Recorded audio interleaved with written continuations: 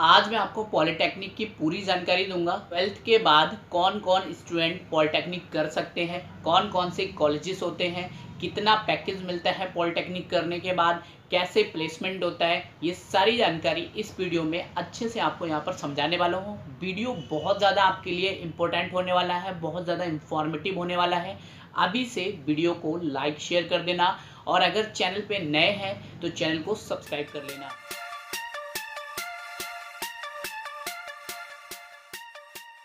जिन बच्चों का इंजीनियर बनने का सपना होता है और उनकी फाइनेंशियल कंडीशन बहुत ज़्यादा अच्छी नहीं है, तो वे बच्चे यहाँ पर पॉलिटेक्निक कोर्स को चूज़ कर सकते हैं।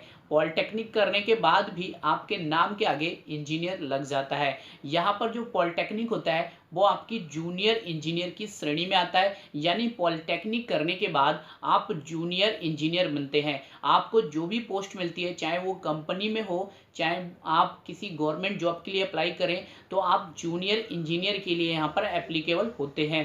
सिंपल सी बात है, जब आप 12th करते हैं तो 12th में आपके पास दो ग्रुप होते हैं, एक होता है बायोलॉजी ग्रुप, एक होता है मैथ ग्रुप। तो आपको यहाँ पर इंजीनियरिंग करने के लिए मैथ ग्रुप की आवश्यकता होती है। हालांकि आप ये जो कोर्स है पॉलिटेक्निक का, इसे 10th के बाद भी आप कर सकते हैं। जो ये पॉलिटेक्निक का कोर्स है ये 3 साल का कोर्स होता है, जिसे आप 10th के बाद 3 साल का कोर्स के रूप में करते हैं।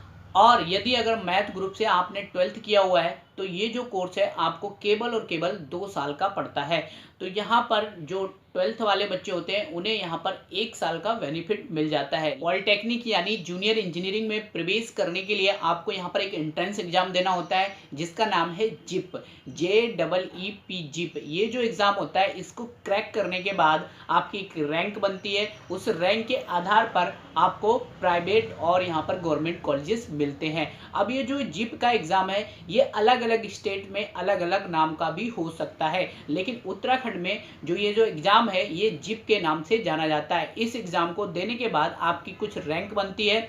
अगर आपकी रैंक बहुत ज़्यादा बनती है तब आपको यहाँ पर जो है प्राइवेट कॉलेजेस मिलते हैं, और अगर आपकी रैंक जो है बहुत कम बनती है तो आपको यहाँ पर गवर्नमेंट के अच्छे कॉलेज मिल जाते हैं। इसके बाद जो सेकंड प्रोसेस होती है यानी सेकंड स्टेप होता है वो होता है आपका काउंसलिंग का। तो यहाँ पर जब आपकी रैंक बन जाती है तो रैंक के आधार पर आपको काउंसलिंग देनी होती है। कुछ कॉलेजेस आपको चूज करने होते हैं। जैसे जैसे कॉलेजेस में सीटें खाली होती हैं उस आधार पर आपको कोई ना कोई कॉलेज यहाँ पर मिल जाता है। अब आपकी काउंसलिंग भी हो गई, आपको किसी कॉलेज में प्रवेश भी मिल गया, तो आपको यहाँ पर एक ट्रेड चूज करनी होती है। ट्रेड का मतलब होता है कि आप कौन सी ब्रांच से इंजीनियरिंग करना चाहते हैं। अब यहाँ पर बहुत सारी ब्रांचेस होती हैं। कुछ मोस्ट इंपोर्टेंट ब्रांचेस के नाम मैं आपको बता देता हूँ। जैसे पहली है मैकेनिकल इंजीनियरिंग, अगर सेकंड की बात करें तो यहाँ पर इलेक्ट्रॉनिक इंजीनियरिंग, अगर थर्ड की बात करें तो इलेक्ट्रिकल इंजीनियरिंग, अगर अगली ब्रांच की बात करें तो इंफॉर्मेशन टेक्नोलॉजी, उसके अलावा कंप्यूटर साइंस एक इंजीनियरिंग है, उसके अलावा इलेक्ट्रॉनिक्स एंड कम्युनिकेशन इंजीनियरिंग है। तो ऐसी बहुत सारी ब्रांचेस हैं जिसके थ्रू आप यहाँ पर इंजीनियरिंग कर सकते हैं। जिस भी एरिया में आपका रुझान है, जिस भी एरिया में आपका इंटरेस्ट है, उस ब्रांच को पकड़ के आप जूनियर इंजीनियर बन सकते हैं, इंजीनियरिंग कर सकते हैं। एक इंपॉर्टेंट बात आपको और बता देता हूँ, देखिए इस इंजीनियरिंग को आप दो तरीके से कर सकते हैं। या तो आप 10th के बाद डायरेक्ट कर लें या फिर इंटर के बाद आप करें। तो देखिए अगर आप 10th के बाद इसे इंजीनियरिंग को करते हैं तो आपको 3 साल की इंजीनियरिंग पड़ती है, और अगर आप 12th के बाद इसे इंजीनियरिंग को करते हैं तो आपको केवल और केवल 2 साल की पड़ती है। एक लेटर एंट्री का आपको फॉर्म भरना होता है जिसके थ्रू आपको एडमिशन मिल जाता है, और केवल 2 साल में ही आपकी जो 3 साल की इंजीनियरिंग होती है वो खत्म हो जाती है।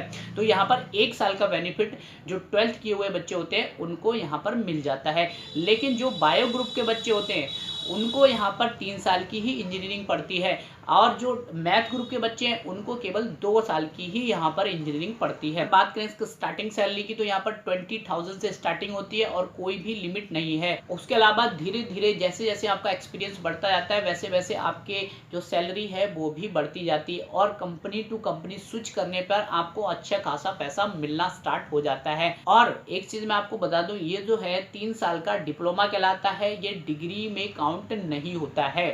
तो यहाँ पर ये है सारी इंफॉर्मेशन इसके बारे में। और भी कोई जानकारी चाहिए किसी कोर्स के बारे में तो मुझे नीचे कमेंट बॉक्स में ज़रूर बता देना, सारी जानकारी आपको उपलब्ध करा दूंगा किसी अन्य वीडियो में।